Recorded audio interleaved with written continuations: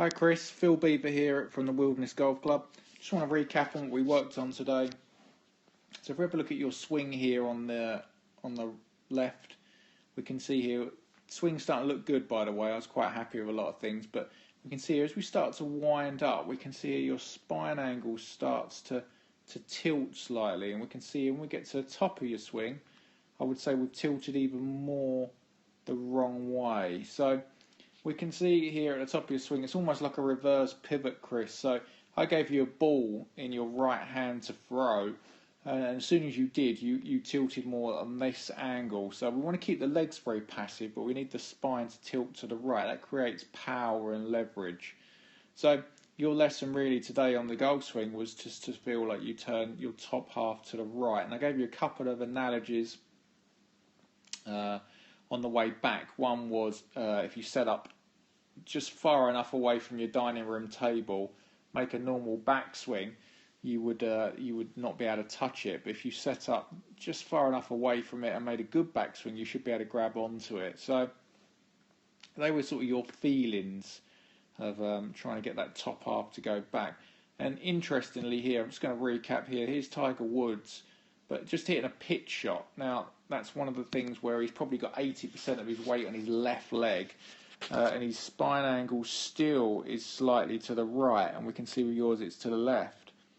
And the only reason I've got Tiger Woods here is that we worked on pitching at the end, and you was hitting them sort of 50 yards really well, but then you could, when you hit it harder, it still went sort of 55 yards, but it just went higher. And the only reason for that was your ball position. When you had when you was trying to hit a wedge, Chris, your ball position was sort of in line with this toe. This right foot was dragged back, so it just meant you was hitting everything straight up in the air, which was good for like inside 50 yards, but obviously trying to generate some power. You can see here with Tiger, his ball position's almost straight in the middle of his stance.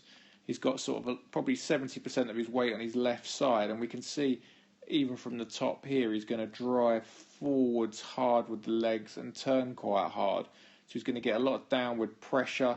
We can see here at impact here, he's going to make a nice divot, which he does there, and the ball's going to fly off quite nicely. So for you, just move that ball back to middle of the stance, nice narrow feet, as you can see here with Woods. He's got very narrow stance there. That's going to allow you to just hit down on it and turn through it. If you shank any, which you did twice, it's purely that your hips weren't rotating. You're trying to do it all with your arms.